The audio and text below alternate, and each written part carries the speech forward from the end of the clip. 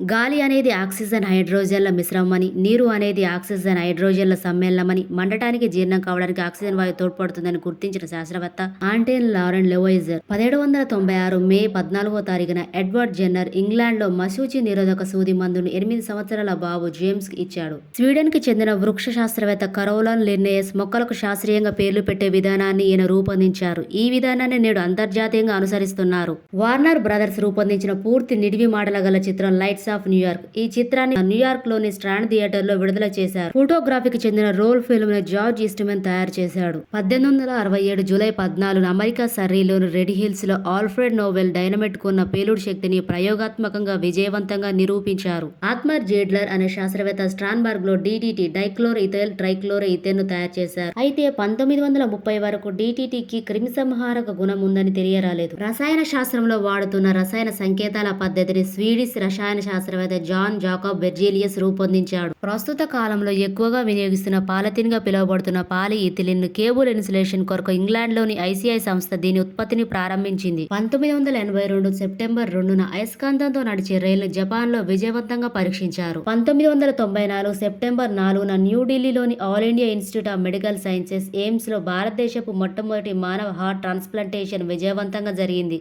థర్మోఫ్లాస్క్ రూపకర్త James Deewar Netherlands కి చెందిన హ్యాన్స్ sleepers ఒక కళ్లద్దాలు తయారు చేసే వ్యక్తి 1608లో ఫస్ట్ ఆప్టికల్ టెలిస్కోప్ ను తయారు చేశాడు. ఫ్రెంచ్ శాస్త్రవేత్త లూయిస్ జీన్ ల్యూమిరే ఆయన సోదరుడు ఆగస్ట్ జీన్ ల్యూమిరేతో కలిసి సినిమాటోగ్రఫీ, కలర్ ఫోటోగ్రఫీని కనుగొన్నారు. 1807 అక్టోబర్ 6వ తారీఖున సర్ హంఫ్రీ డేవి పొటాషియం మూలకాన్ని ఆవిష్కరించారు. పొటాష్ ను విద్యుత్ విశ్లేషణ చేయడం వల్ల పొటాషియం మూలకాన్ని వేరు చేశారు. డానిష్ శాస్త్రవేత్త నీల్స్ బోర్ పరమాణు నిర్మాణం గురించి వివరించారు. పరమాణువులో కేంద్రక నిర్ణీత కక్షలలో నిర్దిష్ట స్థాయిలలో ఎలక్ట్రాన్లు పరిభ్రమిస్తాయని వివరించారు. భారతీయ జీవ భౌతిక శాస్త్రవేత్త గోపాల సముద్రం నారాయణ కొల్లాజన్ ప్రోటీన్ నిర్మాణాన్ని వివరించారు. ఈ ప్రోటీన్ చర్మం ఎముకలలో ఉంటుంది. బ్రిటిష్ శాస్త్రవేత్త హెన్రీ క్యావెండిష్ హైడ్రోజన్ ఆర్గాన్ వాయువులను కనుగొన్నారు. మానవ శరీరాన్ని మొదటగా కోసి అంతర్నిర్మాణాన్ని పరిశీలించి విశ్లేషించింది Andreas Vesalius. Thomas Alva Edison 1877 December 6న మానవ స్వరాన్ని మొట్టమొదటిసారిగా రికార్డు చేశారు. మార్క్ హాడే లిటిల్ లమ్ అనే తన మాటను తానే రికార్డు చేశారు. జర్మనీ శాస్త్రవేత్త ఫ్రెడ్జ్ హెబర్ వాతావరణపు నైట్రోజన్ నుండి అమోనియాను తయారు చేశారు. ఇందుకు 1918లో ఆయన రసాయన శాస్త్రంలో నోబెల్ బహుమతిని పొందారు.